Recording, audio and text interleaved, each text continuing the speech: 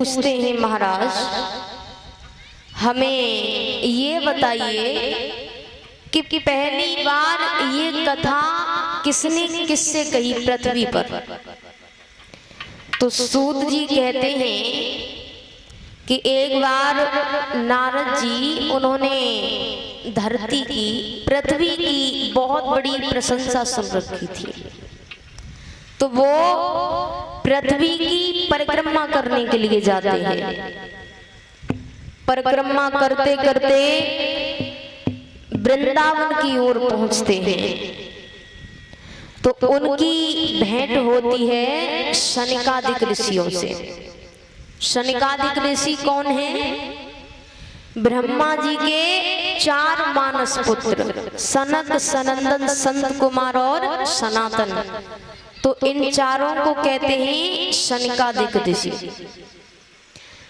तो शनिकादिक ऋषि देखते हैं कि नारद जी जैसे भक्त के चेहरे पर, नारद जी कहीं भी जाएं हर जगह क्या कहते हैं? नारायण नारायण।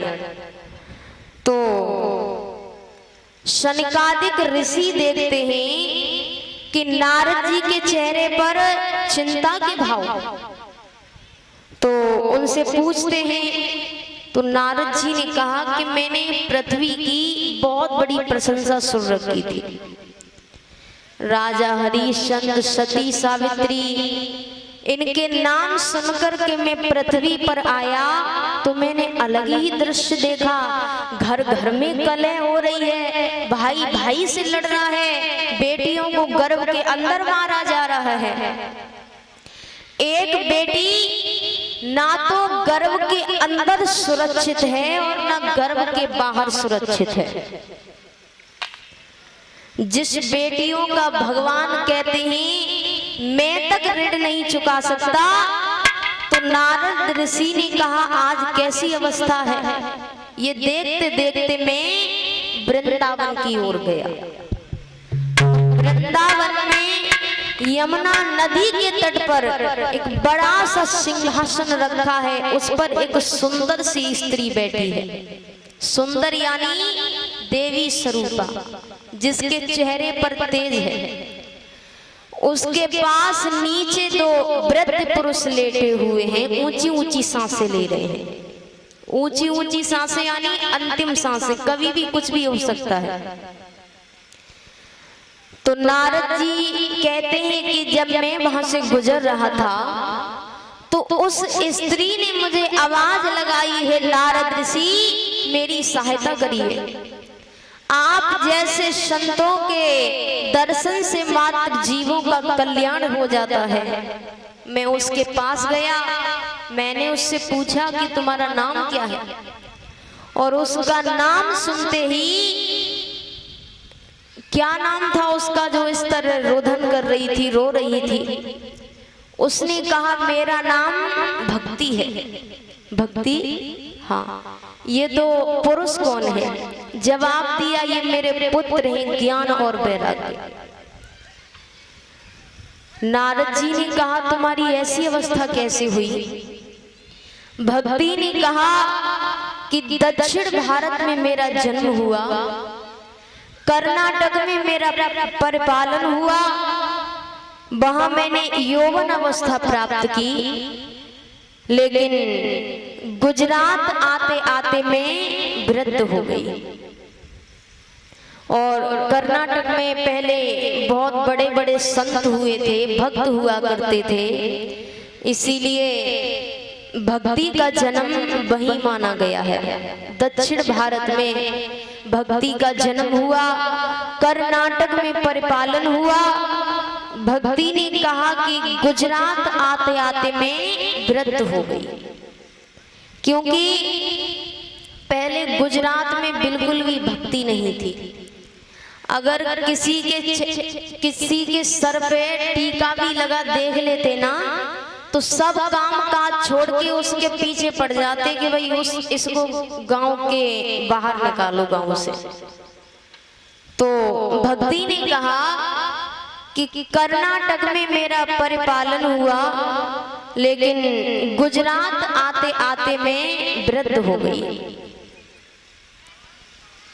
तो भक्तों,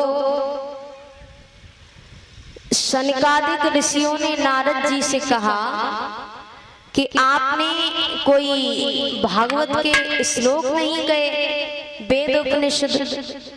नारद जी ने कहा मैंने बहुत गए, लेकिन जब तक मैं कहता तब तक तो वो होश में रहते, और जैसे ही मैं चुप हो जाता फिर वो दोनों, उनकी वही हालत हो जाती थी। तो शनकादिक ऋषियों ने कहा नारद जी से कि आप एक काम करिए, आप श्रीमद् भागवत सप्ताह पारायण करिए। नारद जी ने कहा आपने कहा है तो आप ही कर दीजिए।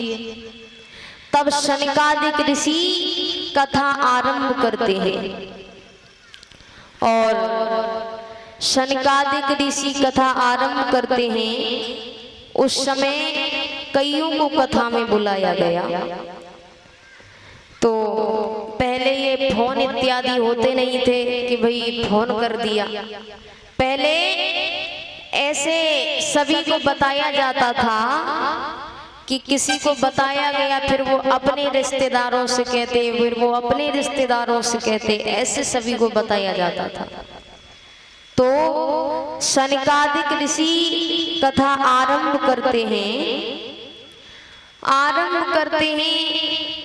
तो पहले दिन की कथा, दूसरे दिन की कथा, तीसरे दिन की कथा, चौथे दिन की कथा, ऐसे करते करते 7वें दिन की कथा होती है।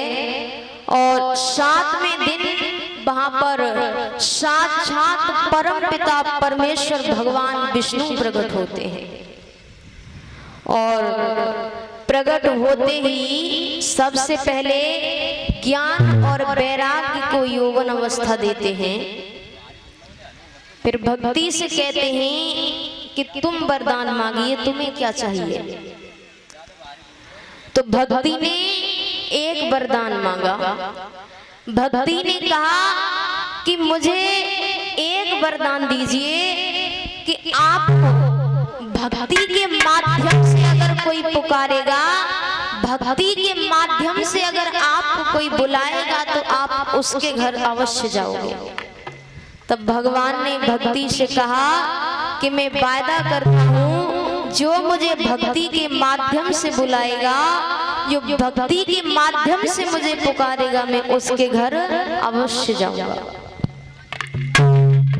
तो आइए सभी एक भजन बोलेंगे तालियों के साथ में।